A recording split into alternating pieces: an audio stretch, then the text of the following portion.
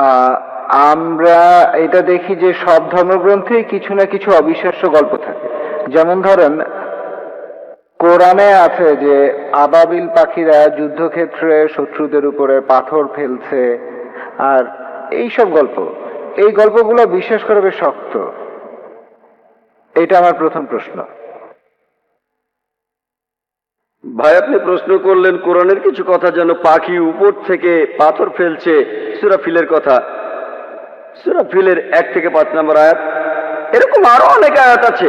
কোরআন বলছে শাক্কুল কামার, নবীজি মুহাম্মদ সাল্লাল্লাহু আলাইহি ওয়াসাল্লাম চাঁদকে 2 ভাগ করেছিলেন, মুসা আলাইহিস সালাম সাগরকে 2 ভাগ করেছিলেন। এগুলো কঠিন কাজ, হ্যাঁ, এগুলোকে বলে অলৌকিক। অলৌকিক কাজ হলো সেগুলো যেগুলোর কোনো ব্যাখ্যা মানুষ দিতে পারে না।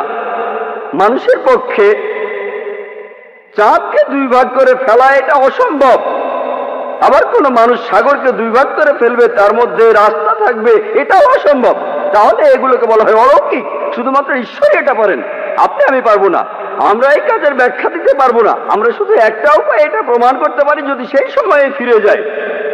এখানে বর্তমান থেকে আমরা অতীতে যেতে পারবো না।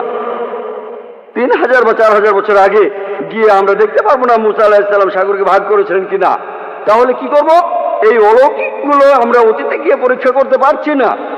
কিন্তু পবিত্র কোরআনে এমন অনেক কথাই আছে যেগুলো এখন সত্যি প্রমাণিত হয়েছে। যেমন ধরুন, কোরআন বলছে বিজ্ঞান নিয়ে কথা, বিগ ব্যাং সম্পর্কে। কোরআন বলছে চাঁদের আলো তার নিজস্ব আলো নয়। কোরআন বলছে পৃথিবী বর্তুলাকার। কোরআন বলছে সূর্য প্রদক্ষিণ করে। 1400 বছর আগে মানুষ ভাবতো এগুলো কোন ধরনের কথা? চাঁদের নিজের কোনো আলো নেই, পৃথিবী বর্তুলাকার, এগুলো কি সত্যি? এগুলো বিগ ব্যাং এর কথা? এখন বিজ্ঞান অনেক উন্নত হয়েছে, এখন আমরা জানি সবই সত্যি। তবে অতীতে কি হয়েছে জানার জন্য অতীতে যেতে পারবো না। আমার যুক্তি বলে কোরআনে যে কথাগুলো আছে কিছু পরীক্ষা করা যায়, কিছু পরীক্ষা করা যাবে না। আমরা অতীতে যেতে পারবো না, তাহলে এই ব্যাপারগুলো কিছুটা অপরিষ্কার। আমরা বর্তমানে যেগুলো পরীক্ষা করতে পারি সেই কথাগুলোর মধ্যে যা কিছু পরীক্ষা করতে পারি, ধরেন 80% চেক করতে পারি।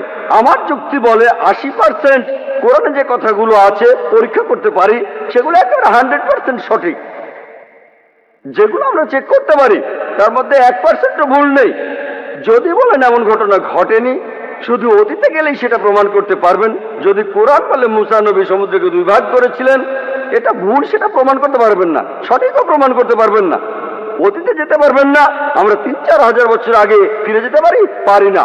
তাহলে যদি যুক্তি দিয়ে বলতে পারি এই ব্যাপারটা সত্যি হতে পারে, নাও হতে পারে, সত্যি হতে পারে, নাও হতে পারে। পাখিগুলো হয় পাথর ফেলেছিল, না হয় ফেলেনি, ঠিক? আমরা বলতে পারি ব্যাপারটা পরিষ্কার না। যদি পারমাণবিক বোমার কথা বলতেন 1000 বছর আগে, তারা কি বিশ্বাস করতো? বিশ্বাস করতো? তারা বলতো পাগলের প্রলাপ। ঠিক না ভুল? কিন্তু এখন তো আমরা বিশ্বাস করি, কারণ বিজ্ঞান উন্নত হয়েছে। এখন দেখি পারমাণবিক বোমা, আণবিক বোমা। তাহলে পাখিরা পাথর ফেলছে, এটা সমস্যা কোথায়? এটা খুব সোজা। পারমাণবিক বোমা আরো কঠিন। তাহলে বুঝতে পারছেন আমরা অতীতে যেতে পারবো না। আমার যুক্তি বলে যেগুলো আজকে পরীক্ষা করতে পারি, কোরআনের যে বিষয়গুলো ভালোভাবে দেখতে পারি, সেগুলোর মধ্যে পুরো 100% সত্যি বলে প্রমাণিত হয়েছে। 20% আমরা পরীক্ষা করতে পারবো না, কারণ অতীতে যেতে পারবো না, ভবিষ্যতে যেতে পারি না।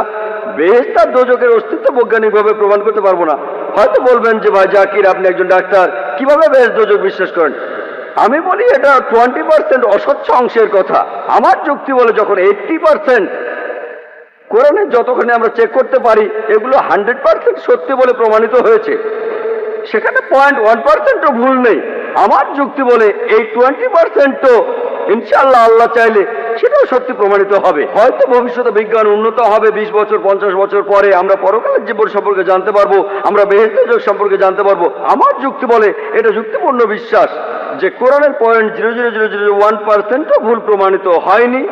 80% একেবারে পুরোটাই সত্যি। তাই আমার যুক্তি বলে যে ইনশাআল্লাহ বাকি 20% যেটা চেক করা যাচ্ছে না, অতীতে ফিরে গিয়ে বা ভবিষ্যতে গিয়ে ইনশাআল্লাহ সেগুলো সত্যি হবে। আশা করি উত্তরটা পেয়েছেন।